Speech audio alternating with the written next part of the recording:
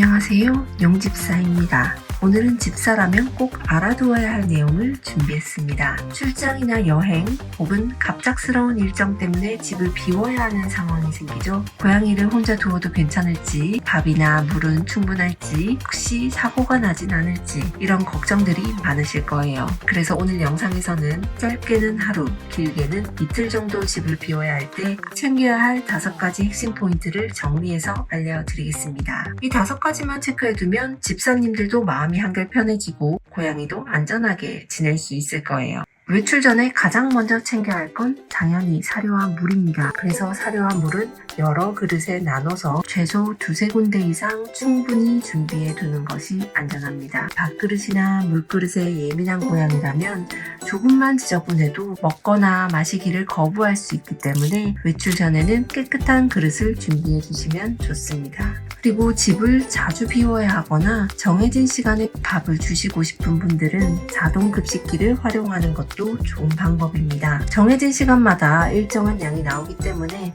폭식을 막을 수 있고 무엇보다 집사가 없을 때 일정한 루틴을 지켜줄 수 있어 고양이가 훨씬 안정감을 느낍니다. 외출 전에 2번째로 꼭 챙겨야 할 건 화장실 청소입니다.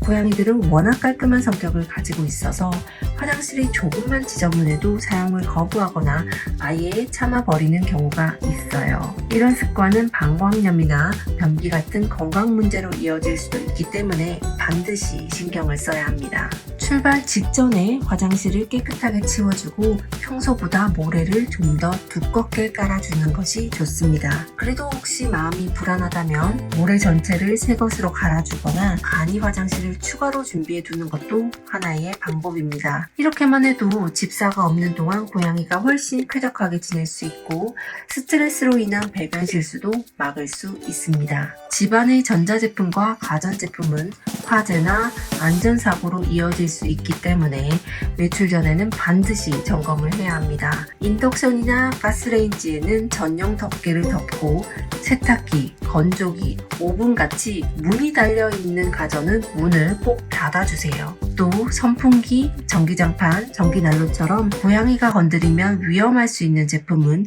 전기 코드를 아예 뽑아 놓는 것이 안전합니다. 리모컨도 전원 버튼이 눌려서 예상치 못한 사고가 날 수 있으니 꼭 서랍에 보관해 주세요. 그리고 고양이들이 케이블을 물어뜯다가 감전될 위험이 있기 때문에 충전 케이블은 아예 뽑아버리거나 정리해 두는 것이 안전합니다. 고양이는 호기심이 많아서 예상치 못한 물건에도 쉽게 사고가 날 수 있습니다.